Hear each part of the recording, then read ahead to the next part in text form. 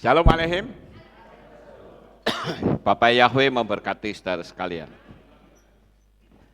Ya, sebelum saya menyampaikan firman Tuhan, barangkali nanti ketika suara saya ada gangguan, saya minta subscriber bisa langsung ngechat ke bagian multimedia. Ya, tolong diperhatikan multimedia ya, kalau suaranya kurang bagus, ada input bisa kasih tahu ya. Oke. Baik, Bapak Ibu Saudara, saya akan menyampaikan satu materi pada malam ini yang saya beri tema tidak ada kata terlambat. Di dalam kehidupan manusia, terkadang kita banyak melakukan kegiatan sehari-hari yang tanpa sengaja atau bahkan disengaja kita membuang-buang waktu dengan cara yang sia-sia.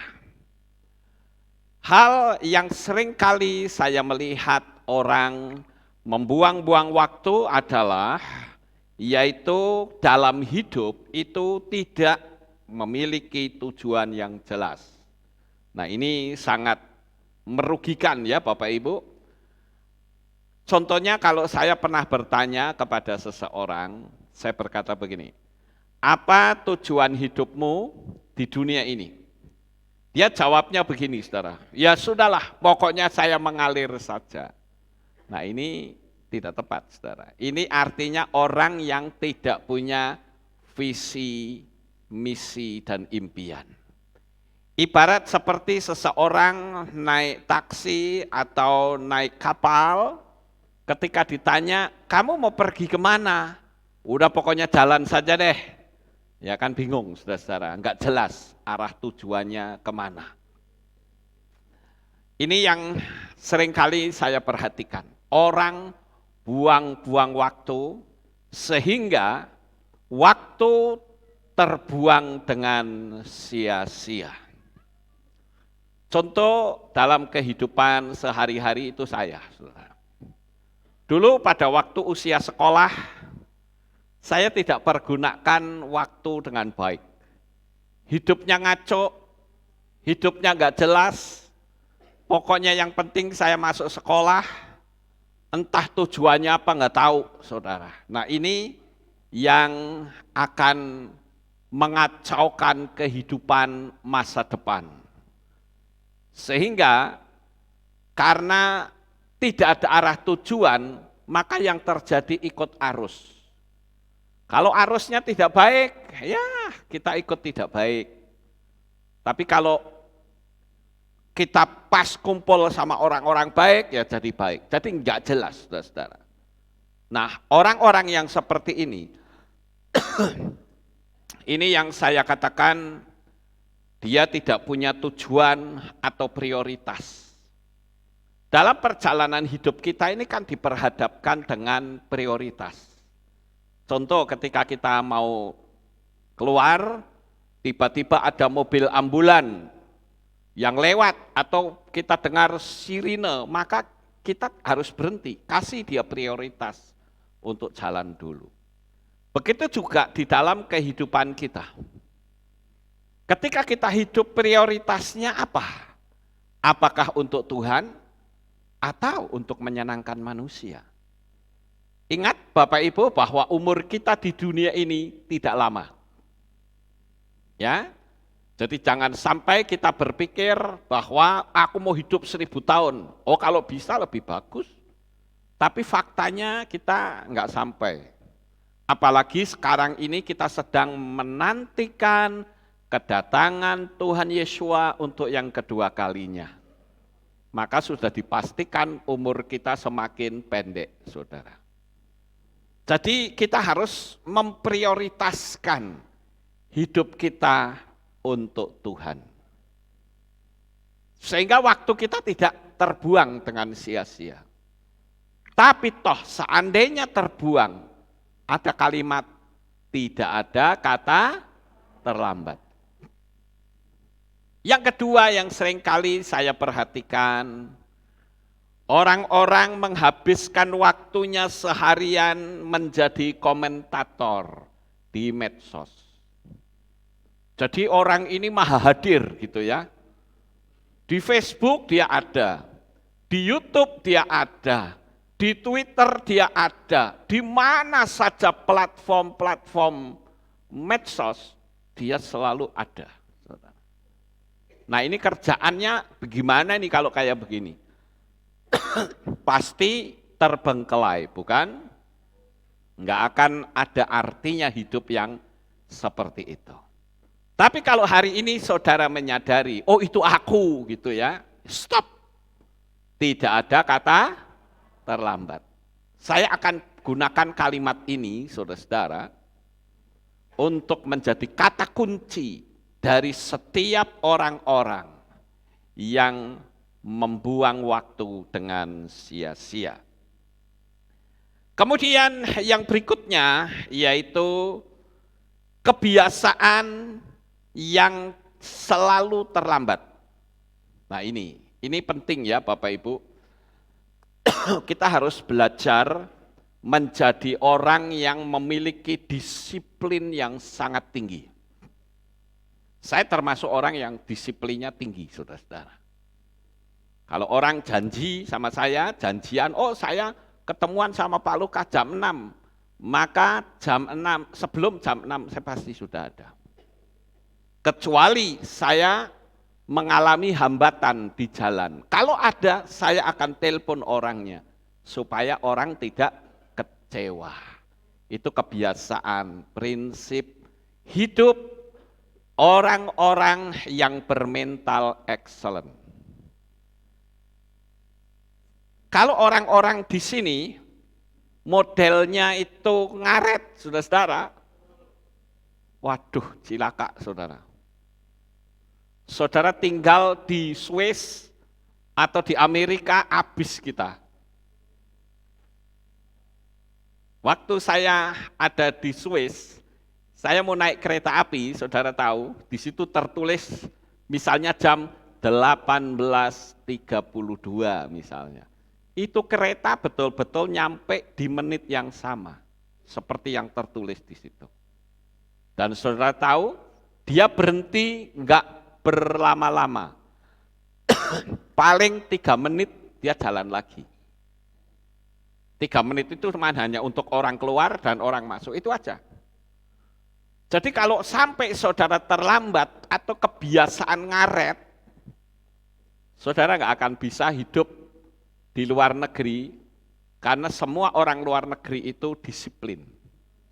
Ya, kalau kita karet ya saudara-saudara, coba aja kita ambil contoh. Kalau misalnya ada rapat, ya, rapat jam 6 sore, ya nanti jam 7, belum ada yang datang saudara-saudara. Makanya dulu pernah saya dapat undangan rapat jam 6, di balai kota. Saya datang sebelum jam 6, ternyata jam 6 masih sepi, tidak ada orang. Cuman saya lihat aja tukang absen sudah ada atau belum. Sudah, saya datangi. Mas, aku absen dulu ya. Ya, saya tak pulang. Saya pulang, saudara-saudara. Kenapa? Tidak mungkin saya menunggu sampai berlama-lama. Karena saya orangnya disiplin, saya punya timing tersendiri. Ya, terserah orang suka dengan saya atau tidak, itulah saya. Ya. Saya juga ingin saudara punya kedisiplinan yang tinggi, punya integritas, punya dedikasi yang tinggi. Saya ambil contoh misalnya, saya seringkali melihat, ya, ada 2 orang ketika bekerja di kantor. Pada suatu hari, tetangganya ada yang nganten, ya, ada yang nganten atau ada yang mati, saudara, kepaten. Orang yang punya integritas tinggi, dia akan tetap bekerja standby waktu yang tepat. Tidak mungkin dia akan berkata, aku tak ngurusin tetangga dulu. Itu tidak punya integritas, saudara. Bukankah urusan tetangga bisa nanti? Atau bisa lebih dulu? kerja tetap kerja. Itu prinsip bagi saya. Maka seringkali saya melihat orang-orang yang tidak memiliki integritas. Lebih baik dia pergi ke tetangga atau dengan kata lain dalam tanda petik rewang, itu kan bisa dilakukan selesai jam kantor atau sebelum jam kantor, kan begitu saudara. Jangan malah mengganggu jam kantor yang karena itu kan kita kan kerja kan dibayar, iya toh? Itu saya loh, kalau saya modelnya kayak gitu saudara. Kenapa? Karena saya pernah menjadi manusia yang paling tidak disiplin. Contohnya apa? Waktu sekolah, saya buang dengan sia-sia waktu yang seharusnya dipakai untuk belajar, tapi enggak pernah saya pakai untuk belajar. Dari sejak tahun 75 saya duduk di STM 5 di Semarang, di Jalan Sompok. Anak-anak pada sekolah, saya malah main biliar, saudara. Karena apa? Ya karena saya kosnya dengan mahasiswa. Mahasiswa kan kadang sekolahnya sak penake dhewe. Mau sekolah seminggu sekali ya begitu ya. Jadi saya ikut-ikutan mereka. Kalau mereka bilang, kamu enggak sekolah? Enggak. Aku mau jalan, main santai, main biliar, saudara-saudara. Jadi hidup saya pakai untuk hal-hal yang enggak jelas. Jadi sekarang sejak saya bertobat, saya jadi balas dendam. Kedisiplinan saya dalam belajar itu, kalau saudara mau ikutin mungkin kepontal-pontal. Karena saya belajar, begitu saya buka mata, ya sudah, otak saya sudah besok khotbah apa. Saya berdoa sepanjang hari, saya jalan, saya bilang tolong beri saya hikmat, akal budi untuk saya bisa menyampaikan kebenaran firman-Mu.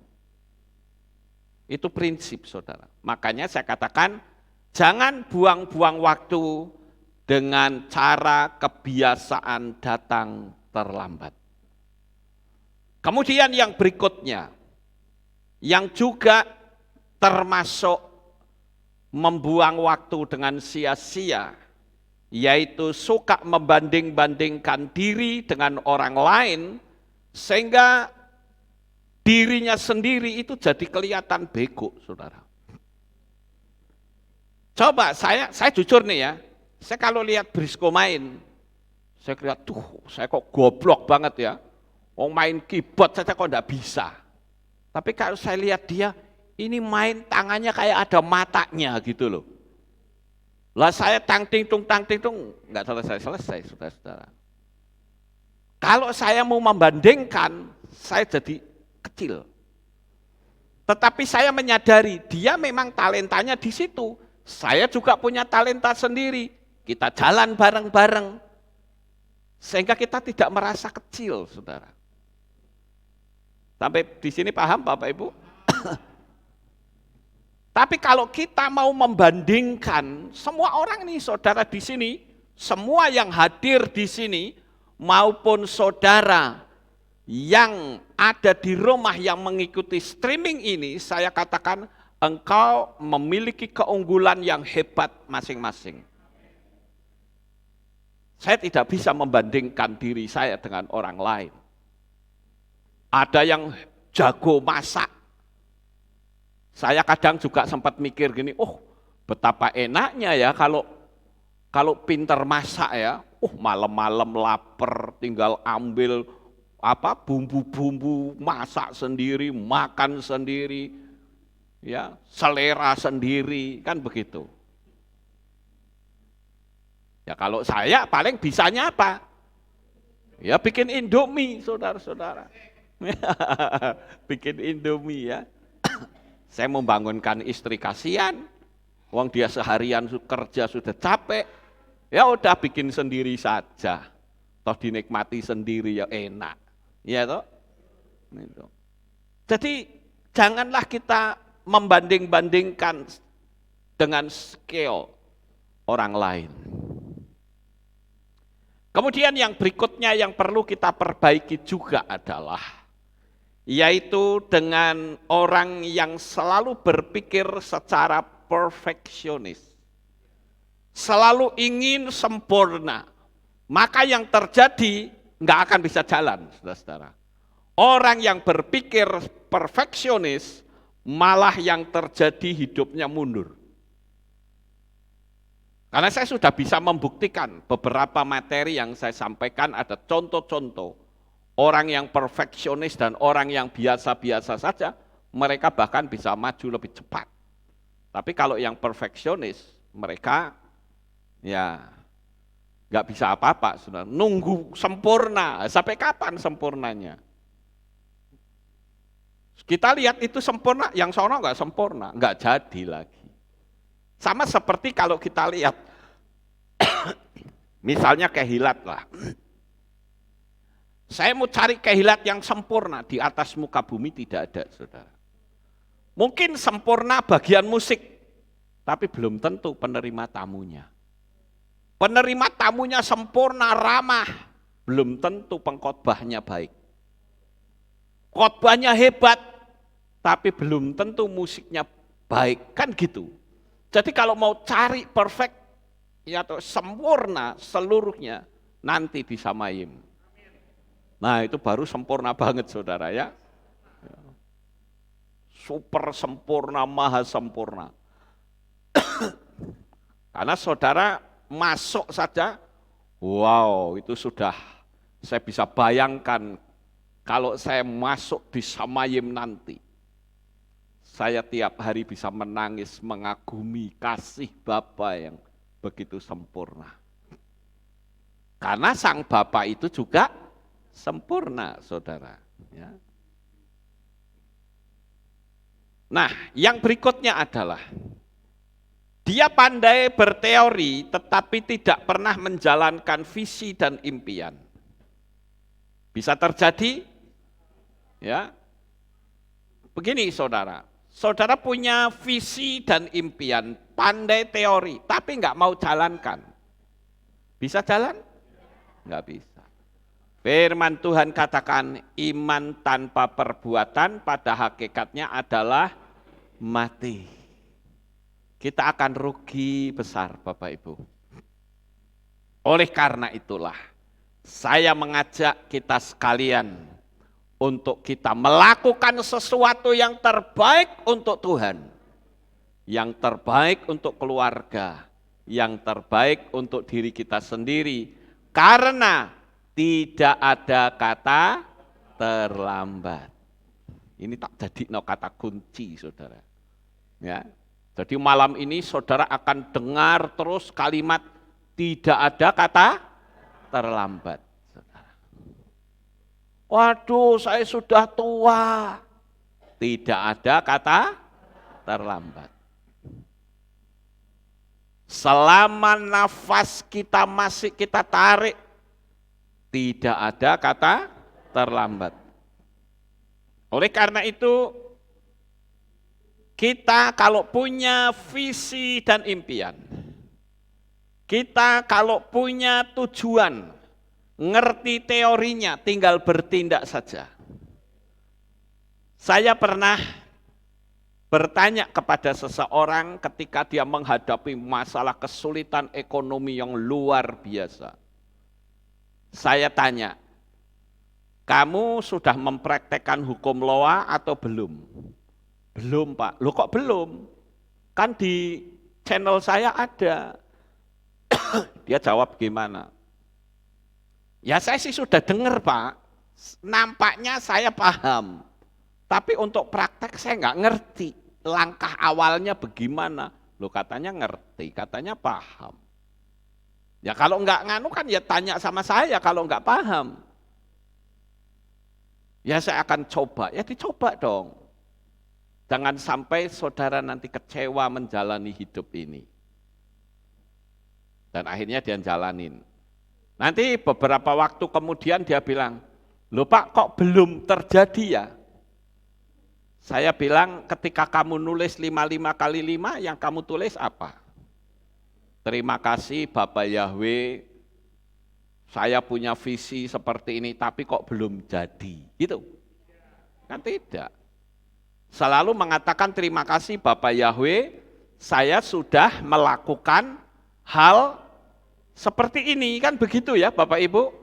Nah cuman yang sangat disayangkan itu adalah kita seringkali melakukan tindakan-tindakan yang salah. Nah oleh karena itu saudara-saudara, kita mau belajar untuk bertindak sesuai dengan apa yang kita pahami. Termasuk yang saya katakan, orang mengerti nama Bapak Yahweh tetapi tidak bertindak. Sama enggak? Sama, tapi tidak ada kata terlambat. Mumpung belum. Ya, Yesua datang, mumpung belum ya Bapak Ibu.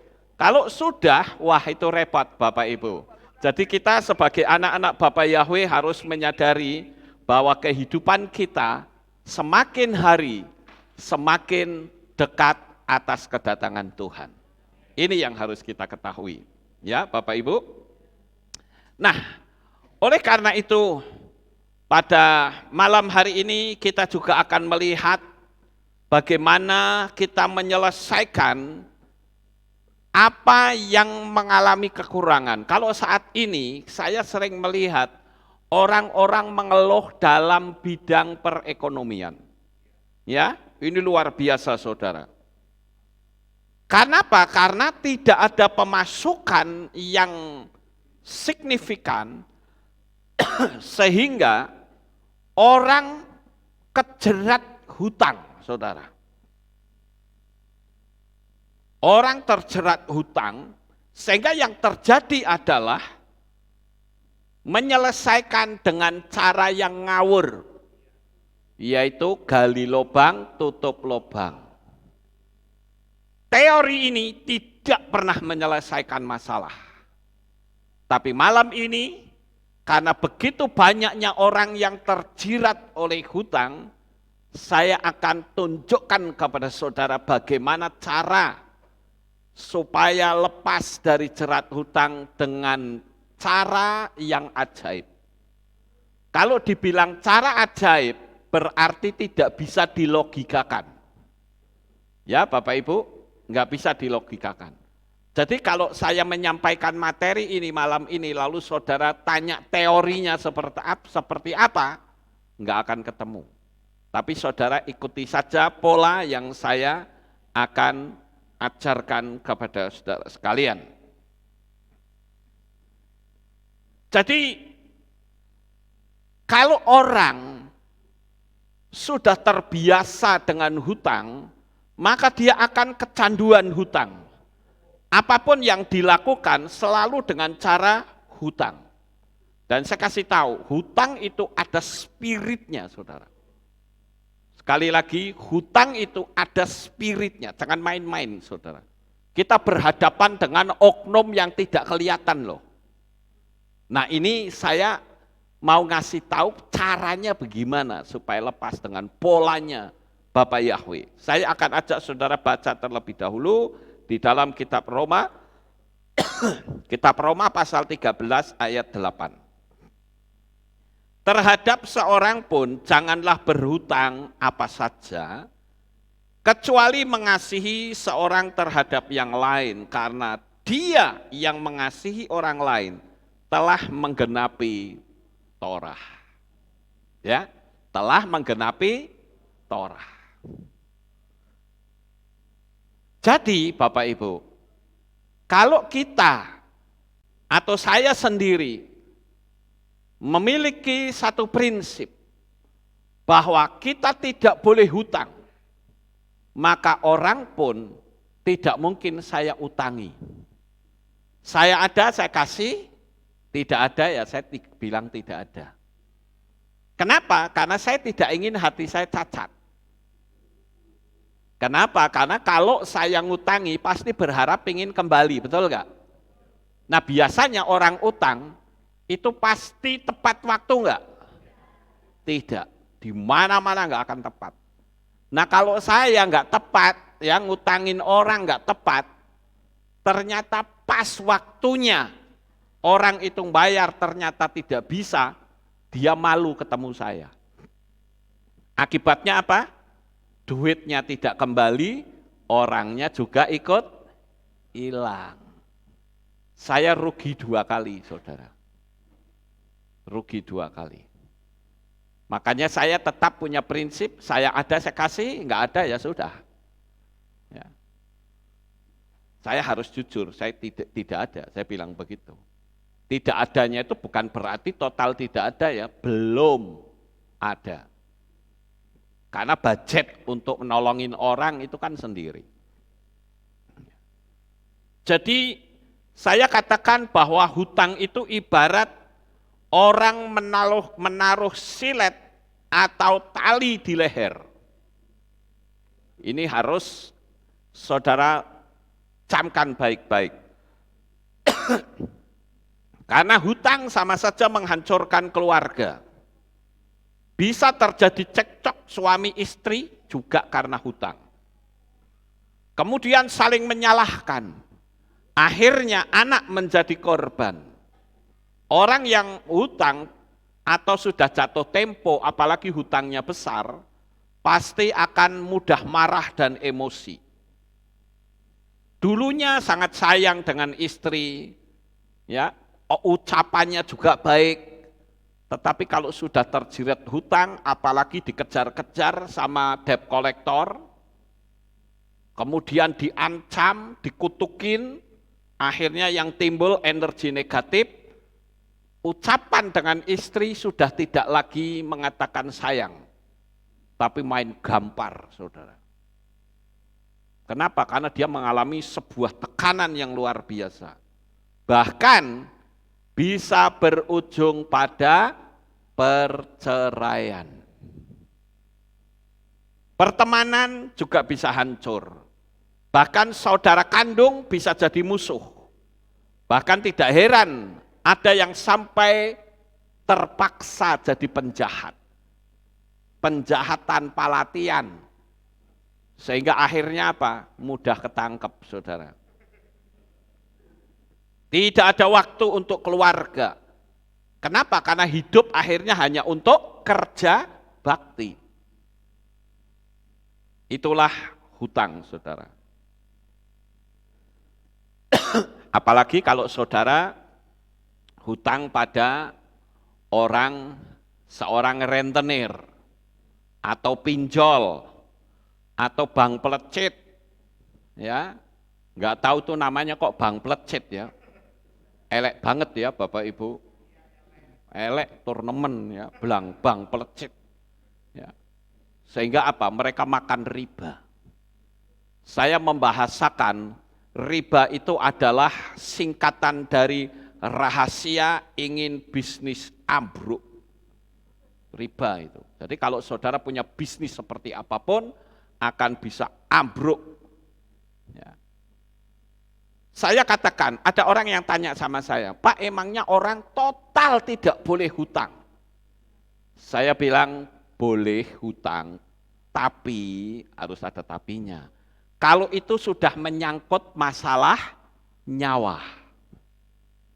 Contoh misalnya, ini ada orang yang mau dioperasi ini, kalau nggak dioperasi dia mati. Tapi harus menyediakan uang, sementara dia nggak ada uang, saudara. Ya, saya katakan kalau seperti itu terpaksa hutang, oke. Tapi bukan berarti lalu kecanduan. Paham nggak Bapak Ibu? Jadi sekali lagi, jikalau saudara mengalami hal-hal yang seperti itu, kejirat hutang yang berat sekalipun, kalimatnya tetap sama, yaitu apa? Tidak ada kata terlambat. Percaya saja, ya, pasti oke semua, saudara. Sekarang, saya katakan, apapun yang kita hadapi, bertindaklah dengan iman. Pasti berhasil karena dengan iman berarti saudara melibatkan kekuatan besar yang tidak nampak.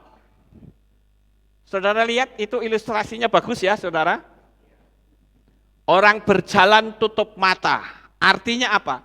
Dia mempercayakan kekuatan dari tempat yang maha tinggi. Dia yakin, aku yakin sampai di sana. Udah merem saja dah. Begitu merem, ternyata seharusnya kejebur, dia akan ditolong oleh tangan yang dahsyat, tangan yang besar. Itulah tangan Bapa Yahweh.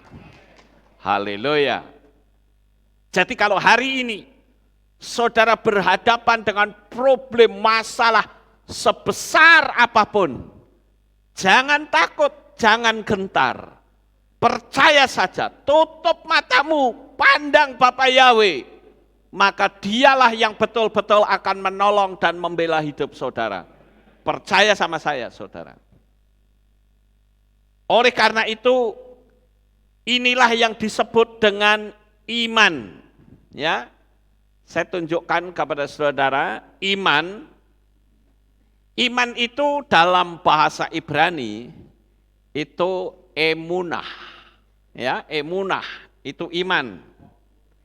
Nah, tapi saudara, kata emunah itu diambil dari kata dasar imun.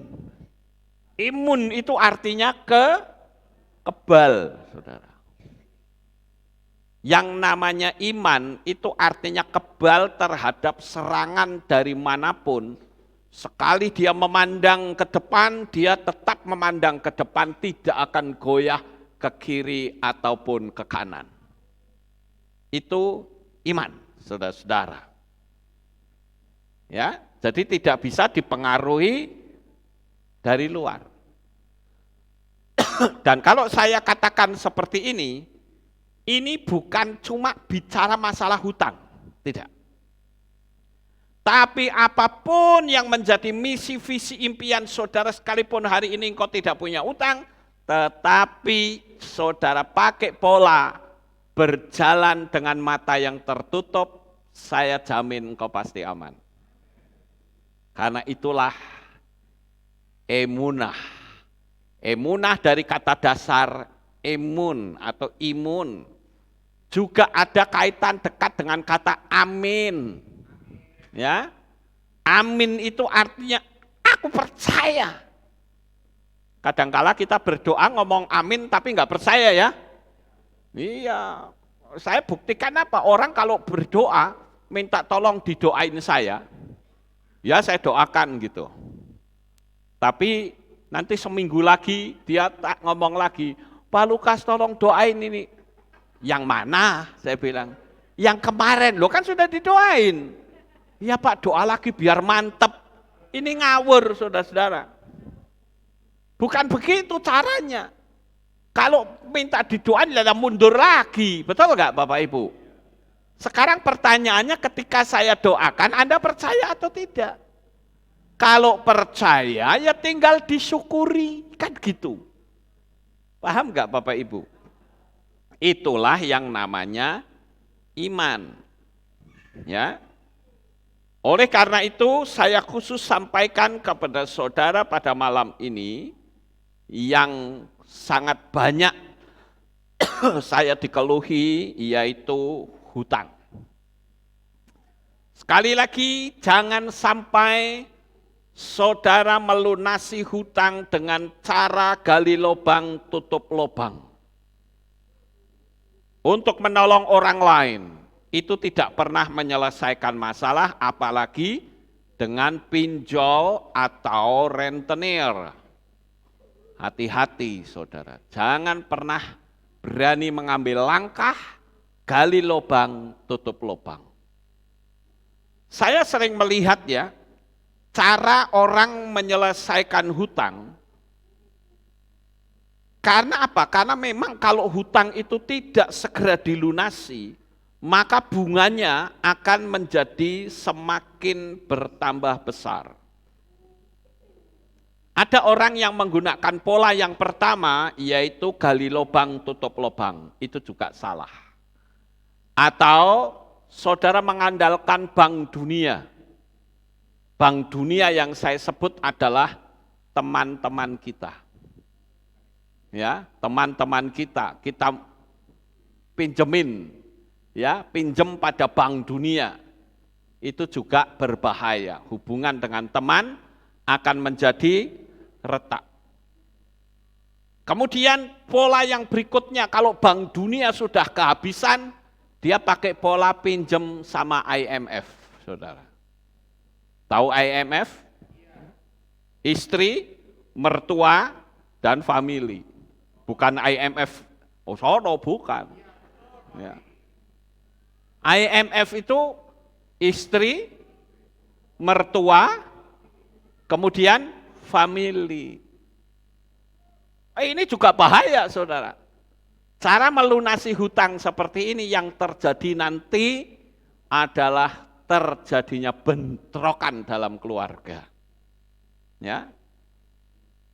Jika saudara sudah jika saudara sudah terkenal sebagai orang yang tukang hutang, saudara akan banyak dikirimi energi negatif dari banyak orang, jadi makin berat hidupmu. Kenapa seperti itu?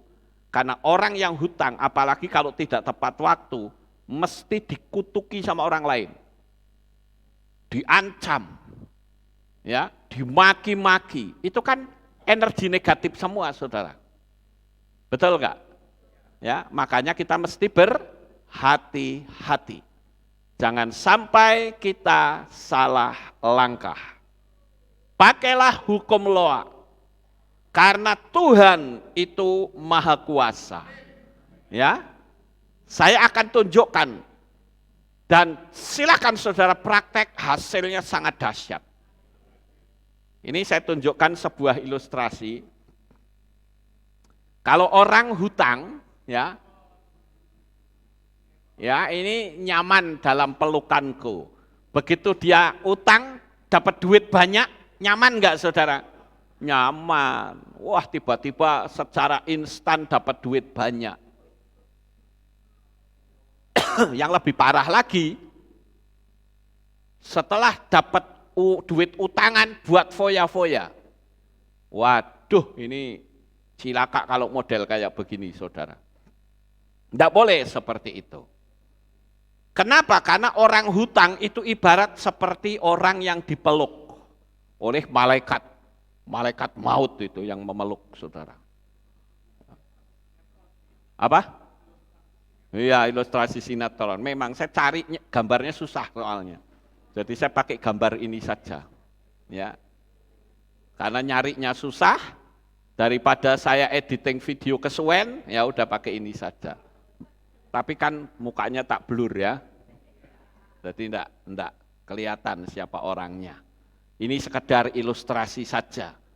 Jadi jangan sampai saudara keenakan dipeluk, nanti lama-lama digigit saudara dari belakang. Ya.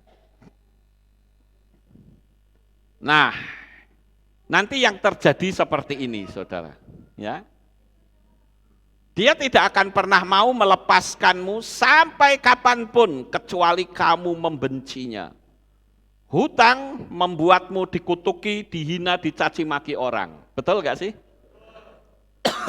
Nah itu kalau hidup saudara dikutukin orang terus kayak gitu bagaimana? Hidup saudara jadi berat atau makin ringan? Makin berat. Jadi akan muncul istilah yang kaya makin kaya, yang miskin makin miskin, Bapak Ibu. Lalu kalau begitu, bagaimana caranya? Saudara mesti lihat tuh gambar kayak gini ya. Ini juga ilustrasi loh ya. Karena sekali lagi saya nyari gambarnya angel, ya udahlah. Ini saja biar cepat. Ya. Ibarat seperti orang mau melarikan diri, melepaskan diri dari ikatan hutang. Itu setan spiritnya di belakang melepaskan atau tidak? Enggak akan, dia tunjukkan wujud aslinya saudara.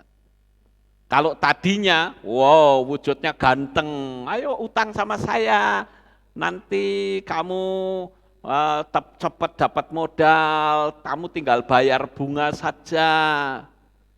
Ganteng bukan? Tapi kalau saudara sadar, saudara mau lari dari hutang, maka yang terjadi seperti ini, saudara. Saudara akan dikejar sampai kapanpun. Bila perlu dipetel-petel ke, sampai kita mati bunuh diri. Dibikin stres, dibikin gila. Hati-hati, saudara. Ya. Jadi langkah-langkahnya seperti apa? Nah, ini saya akan tunjukkan kepada saudara. Tinggal saudara praktek. Apa yang harus kita lakukan? Yang pertama, berdoalah minta pertolongan dari Bapak Yahweh dan malaikatnya. Percayalah bahwa Bapak Yahweh itu Maha Pengasih dan Penyayang dan mengasihimu. Nah ini percaya enggak ini loh, yang pertama ini mesti mantap dulu saudara. Selama saudara tidak punya kebencian dengan hutang, saudara akan terus dijirat oleh hutang. Jadi gini loh, kalau saudara istilahnya pingin hutang, itu saudara bayangkan, oh saya sedang berhadapan dengan spirit setan nih. Jadi seolah-olah begini, kalau saja setan hutang itu bisa jadi manusia di depan saya, tak jak duel. Istilahnya gitu saudara. Maksud enggak? Sampai seperti itu kebencianmu terhadap hutang. Orang kalau hutang belum pernah dikutukin orang, belum pernah diancam, belum pernah ditakut-takuti, masih enjoy aja. Mana-mana pokoknya utang nomor 1. Tapi kalau sudah dikutukin, keluarga diancam, ya, orang merasa ketakutan, baru merasakan aku benci dengan hutang. Sekarang pertanyaan saya, baik saudara yang ada di sini maupun di rumah masing-masing, siapa hari ini yang punya kebencian terhadap utang, angkat tangan? Wow, haleluya. Selama saudara punya prinsip yang kuat, benci dengan hutang, enggak akan pernah hutang. Ya. Hati-hati, ini kita berhadapan dengan spirit ya. Kekuatan, roh yang tidak nampak oleh mata. Dan saudara saya katakan tidak akan pernah dilepaskan. Jadi langkah yang awal adalah berdoa, minta pertolongan dari Bapak Yahweh dan malaikatnya. Kalau saya ngomong begini orang tanya, doanya bagaimana? Kan gitu ya. Saya katakan doa itu tidak ada formatnya. Amin. Doa tidak ada formatnya. Artinya doa itu enggak ada cara-caranya, enggak ada, saudara. Doa itu yang ngomong sama Tuhan sesuai dengan keinginan hati. Karena ada orang yang ngomong sama saya begini, Pak tolong ditulis ke doane. Waduh. Orang berdoa kok baca. Ya. Ya itu repot saudara, itu harus keluar dari dasar hati. Bagi Bapak Ibu saudara yang pernah saya kirimi doa untuk baptisan, dihafal, dimasukkan dalam pikiran, kira-kira formatnya seperti itu. Tidak usah tepat kalimatnya enggak apa-apa. Syukur-syukur bisa tepat lebih bagus ya. Dan dijiwai. Orang berdoa juga tidak harus menggunakan kalimat-kalimat yang teratur. Tidak. Kan kadang-kadang orang ngomong gini sama saya itu enggak bisa doa Pak, beda sama Pak Lukas, omongannya ditata rapi. Lah saya, loh Tuhan itu memang ketika kamu berdoa terus, no, doamu kudu kaya Pak Lukas kayak, kaya ngono. Begitu? Tidak, saudara. Doa itu hanya berkata Bapak Yahweh, tolong Tuhan. Pokoknya Tuhan itu kalau dipuja itu senang. Amin. Sekali lagi, Tuhan kalau dipuja itu senang. Perempuan juga kalau dipuja senang enggak? Senang. Ayo perempuan siapa yang enggak mau dipuja? Orang perempuan yang pesek aja mau dipuja. Ada seorang laki-laki yang senang ngerayu. Ada seorang perempuan yang pesek, ya. Kemudian perempuan itu bilang, aduh saya gimana ya hidungku pesek begini. Tapi yang laki ngomong gini, sebetulnya kamu itu cantik. Kamu itu seperti bidadari yang jatuh dari kayangan. Cuman jatuhnya hidungnya dulu. Gitu loh. Lo bener gak sih? Ya, karena jatuhnya hidungnya dulu, blesek ke dalam. Iya. Tapi ya itulah, bagaimanapun kalau dipuja itu senang. Loh manusia dipuja senang apalagi Bapak Yahweh, betul gak? Bapak Yahweh itu kalau dipuja senengnya luar biasa saudara. Ya. Orang yang katakanlah nggak mandi. Wah itu kan baunya kan parfum Paris asli. Ya enggak?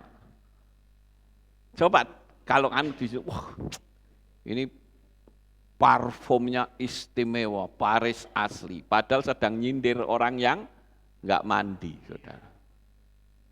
Tapi karena dia pakai kalimat-kalimat yang nyaman seperti itu, orang menyadari enggak? Artinya orang enggak merasa sakit hati ya Bapak Ibu. Tapi coba kalau kita langsung tembak, kamu itu kok enggak mandi, baunya busuk kayak begitu, wah pasti tersinggung, betul enggak Bapak Ibu? Pokoknya apapun kalau dipuja itu seneng.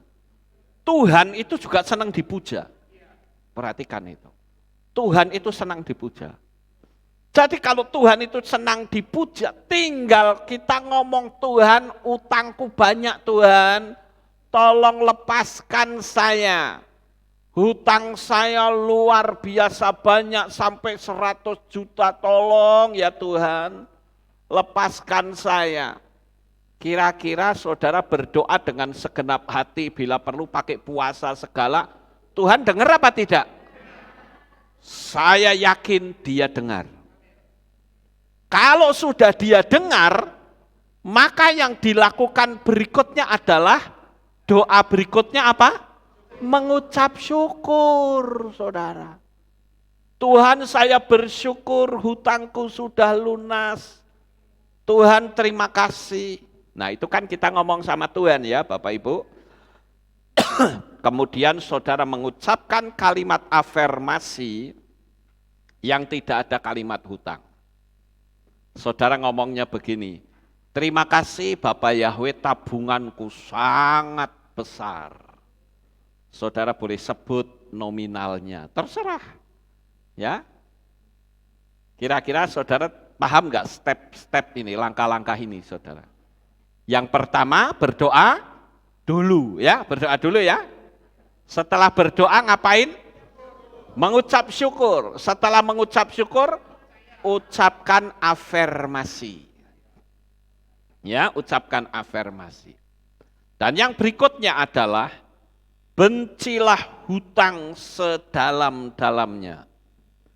Dengan tujuan komitmen untuk melunasi. Jika ada kreditan, sebaiknya kembalikan saja dan mulai menabung. Jangan sampai saudara kreditannya besar, main gali lubang tutup lubang itu bahaya, saudara. Ingat kita sedang berhadapan dengan spirit yang tidak nampak oleh mata. Lebih baik aset kita sedikit, tetapi bebas dari hutang, sehingga ketika kita afirmasi yang lebih besar dari yang dia miliki, bisa lebih dapat, lebih banyak. Sampai di sini paham nggak Bapak Ibu? Misalnya, saya hutang begitu banyak, sebutlah sampai 500 juta misalnya. wah sudahlah daripada saya hutang sekian banyak, udah saya serahkan semua. Sehingga aset saya tinggal 100 juta. Karena yang 400 kan utang. Jadi dari 100 juta itu, hati saya jadi lega, saudara.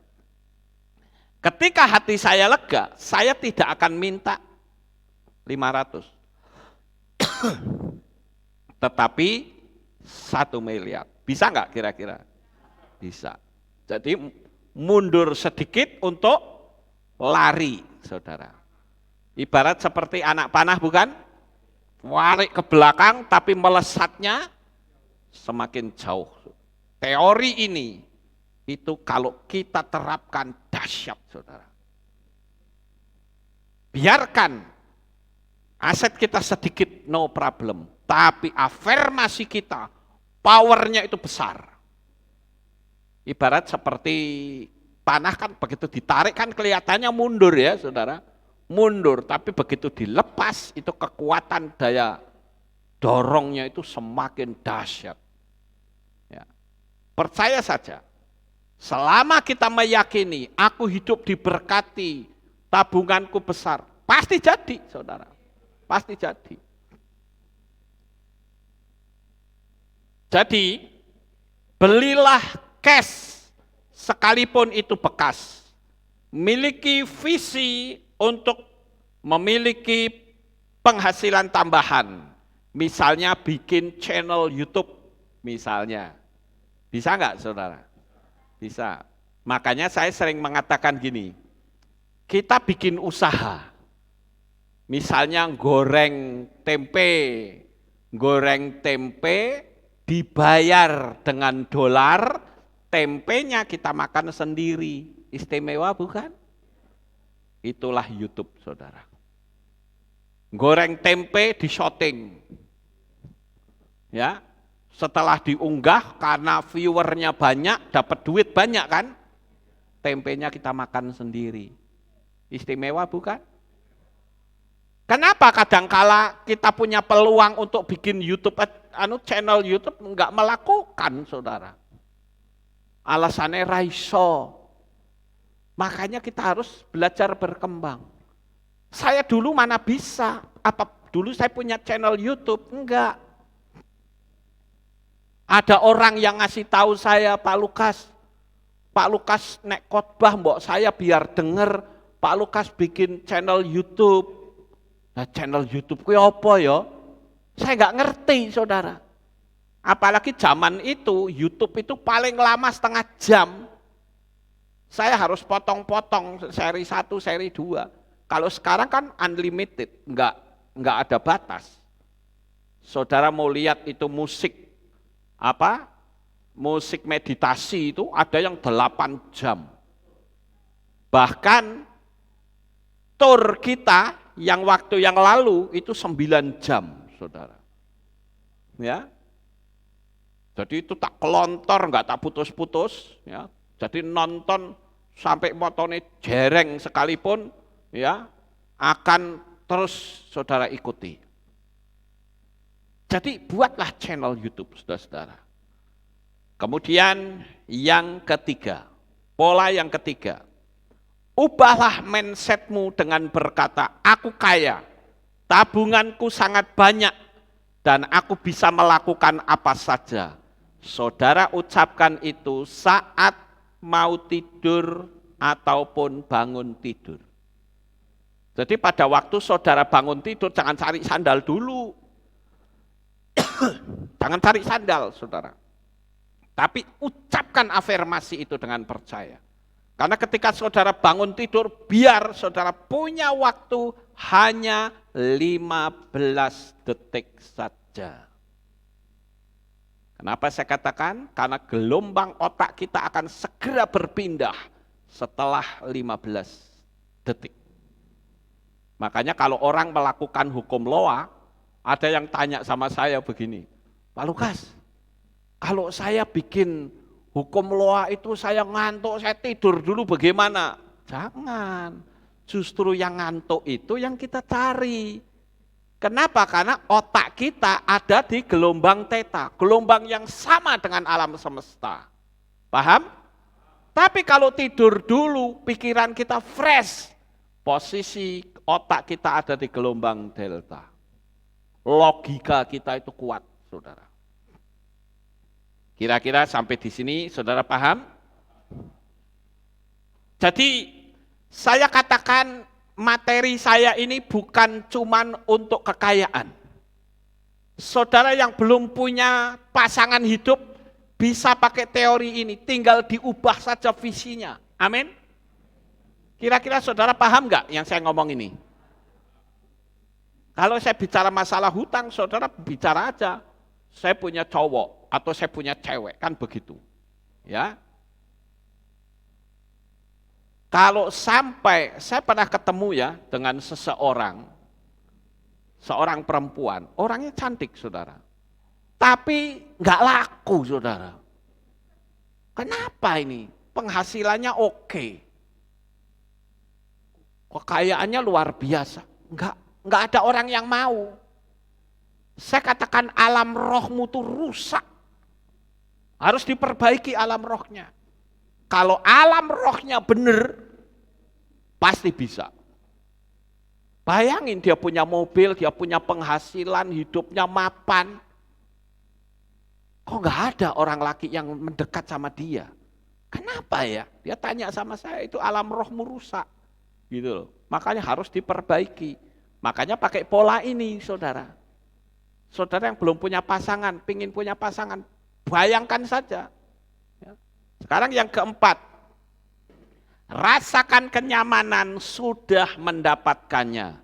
Jangan fokus pada masalah. Sampai di sini paham Bapak Ibu? Yang di situ ya, yang belum punya pasangan, bayangkan aja peristiwa kayak gini. Ngerti enggak? Wah, itu saya itu ya.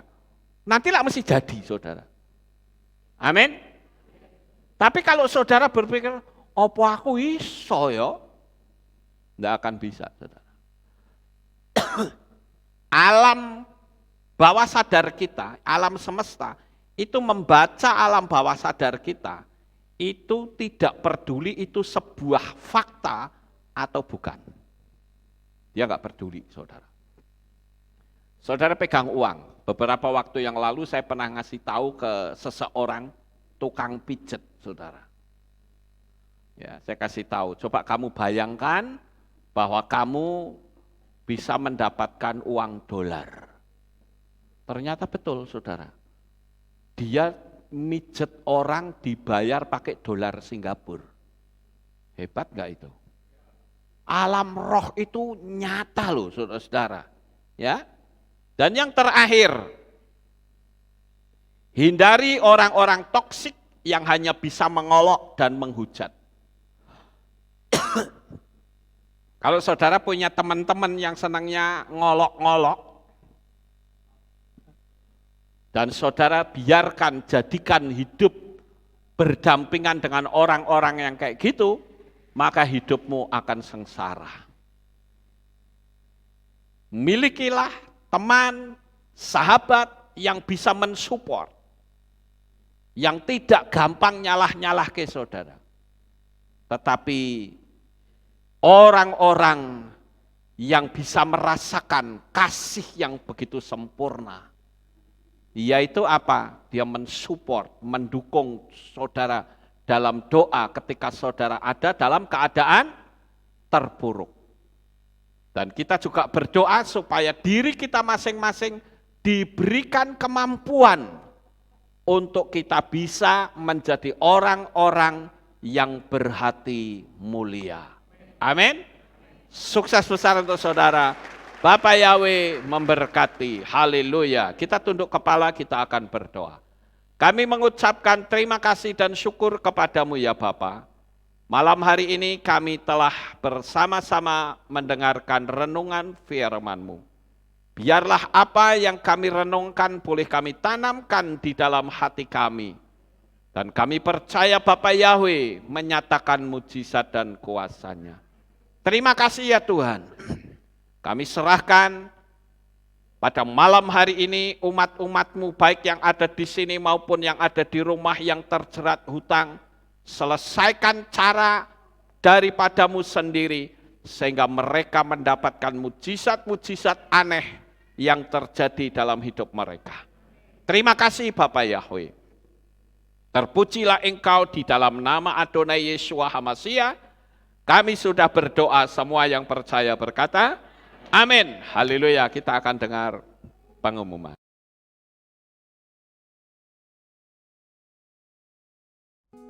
Shalom, berjumpa kembali dalam Aleftal Update News. Berikut kami sampaikan pengumuman minggu ini. Divisi Anak akan mengadakan kegiatan bakti sosial pada hari Minggu 29 Januari 2023 untuk diberikan ke Rumah Singgah Salatiga, Yayasan Tuai Terang untuk Anak Indonesia Salatiga, serta Jemaat GPF Hodul Yahweh Kopeng. Bagi jemaat yang rindu untuk berpartisipasi baik dalam bentuk sembako seperti susu, beras, minyak goreng, gula, ataupun pakaian pantas pakai, dapat diserahkan ke guru-guru divisi anak pada saat ibadah anak, paling lambat pada hari Minggu 22 Januari 2023. Untuk info lebih lanjut, dapat menghubungi Ibu Sylvia atau Ibu Nani di nomor berikut. Demikian pengumuman minggu ini. Sampai jumpa di Aleftal Update News selanjutnya. Ya, itulah pengumumannya, saudara-saudara. Sebelum kita tutup, ini ada pertanyaan yang saya akan langsung jawab. Pertanyaan dari Let's Study. Shalom Pak Lukas, mau bertanya bagaimana dengan orang yang berdagang dan itu termasuk hutang dengan barang-barang dagangan. Apakah tidak boleh berhutang juga? Padahal supplier sendiri memberi waktu. Nah, saya katakan, sekalipun supplier memberikan waktu, alangkah baiknya kalau kita berdoa minta Bapak Yahweh agar semua barang dagangan kita bukan berasal dari hutang. Bisa nggak kira-kira? Bisa. Kan lebih enak begitu, bukan? Ya, semua barang dagangan kita itu adalah milik sendiri. Tapi kalau misalkan ada supplier yang menaruh barang-barang di tempat kita suruh jualin, itu kategorinya sebetulnya bukan hutang, tapi mereka titip barang kepada kita untuk kita menjualkan. Paham nggak Bapak Ibu? Karena hal seperti itu tidak akan ada komplain dari supplier. Ya, asal jangan curang, artinya setelah barangnya terjual ya duitnya kita kasihkan ke mereka. Ngerti nggak Bapak Ibu? Ya, jadi saya berharap Let's Study ini bisa paham. Akan lebih baik jikalau kita berdoa semua barang dagangan kita itu milik sendiri. Tapi kalau tidak bisa, ya sudah, suruh gimana lagi. Karena itu sebetulnya kalau menurut saya bukan hutang, tapi mereka titip barang, kita suruh jualkan. Ngerti nggak? Nah nanti kalau kita sudah dapat duit, ya jangan, biasanya kan orang kan ditilep gitu ya. Jangan, kembalikan, yang menjadi haknya dia, ya dia yang menjadi hak kita. Gitu ya, ini jawaban saya. Terima kasih Bapak Yahweh memberkati. Kita akan akhiri kebaktian kita. Saya mengundang jemaat kita bangkit berdiri. Kita tutup dalam doa. Terima kasih Bapak Yahweh, selesai sudah ibadah kami. Dari awal pertengahan sampai pada akhirnya. Sebentar lagi anak-anak-Mu akan kembali pulang ke rumah mereka masing-masing. Jaga lindungi peliharakan mereka sampai di rumah dengan selamat. Pertemukan kembali pada jam-jam ibadah mendatang di dalam ikatan tali kasih-Mu. Terima kasih ya Tuhan, inilah doa syukur yang kami naikkan kepadamu. Di dalam nama Adonai Yeshua HaMashiach, kami sudah berdoa. Mari kita angkat tangan kita dan kita akan menerima berkat Kohanim. Haleluya. Yefare keka Yahweh wa yismereka.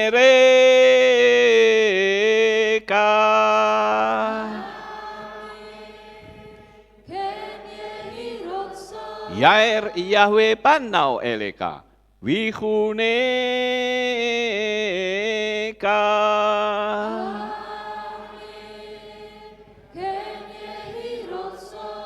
Yesa Yahweh panau eleka wa Yashem lecha shalom.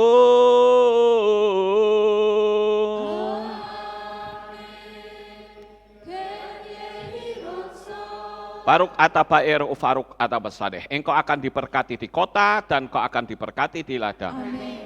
Baruk peripit neka ufriat matka ufri fahem teka syekar alapeka wa esterot choneka. Diberkatilah buah kandunganmu, diberkati hasil bumimu, diberkati hasil ternakmu, anak-anak lembumu dan anak-anak dombamu. Baruk tanah kaum misyar teka diberkatilah bakulmu dan tempat adonanmu. Baruk ata boboy kau faruk ata betseteka dan kau akan diberkati pada waktu engkau masuk dan engkau akan diberkati pada waktu engkau keluar. Baruk ata Yahweh Elohenu melek haolam besem Yesua hamasya ruah hakodes kile olam faed. Kami sudah berdoa dan mengucap syukur. Haleluya. Amin.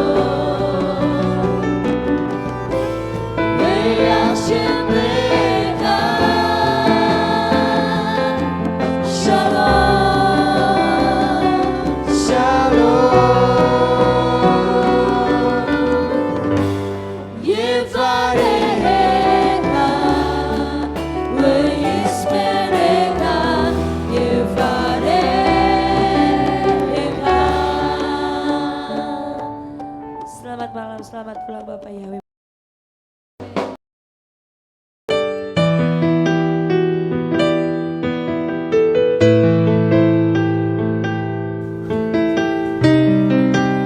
Segala pujian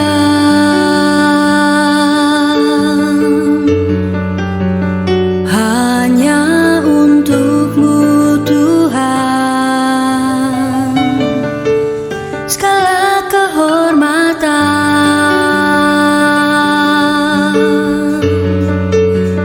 juga punya-Mu Tuhan.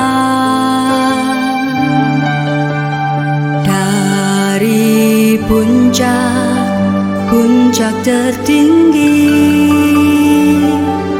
sampai lembah terlandai, semua karya kasih cinta-Mu, sujud menyembah Sang Maha Pencipta.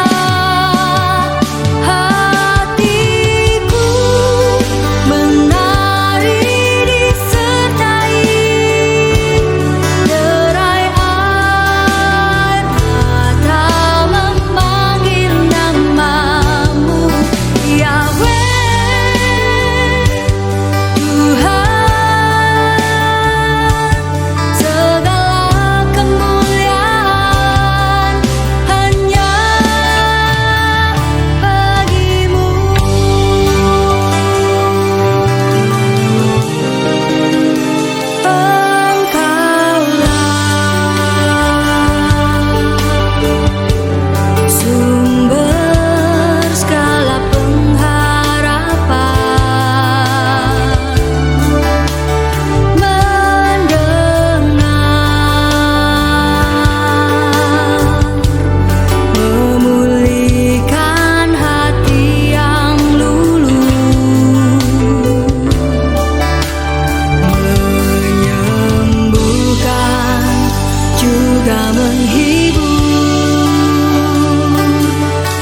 kau larang menjadi bahagia, agar semua diberkatinya. Sebab kita kesayangannya.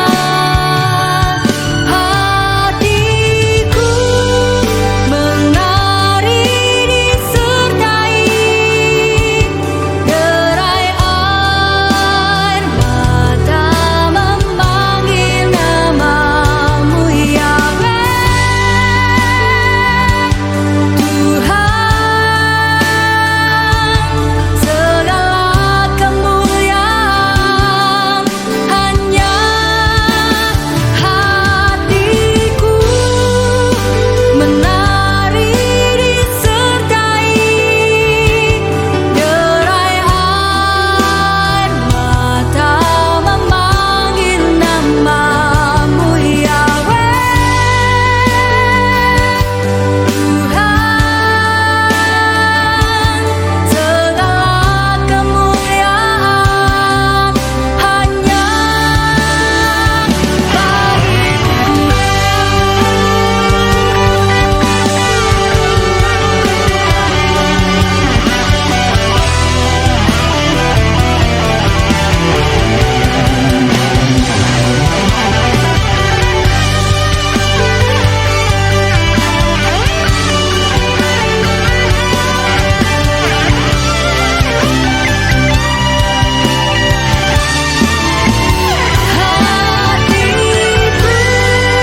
menari disertai derai air mata memanggil namamu Yahweh. Tuhan, segala kemuliaan hanya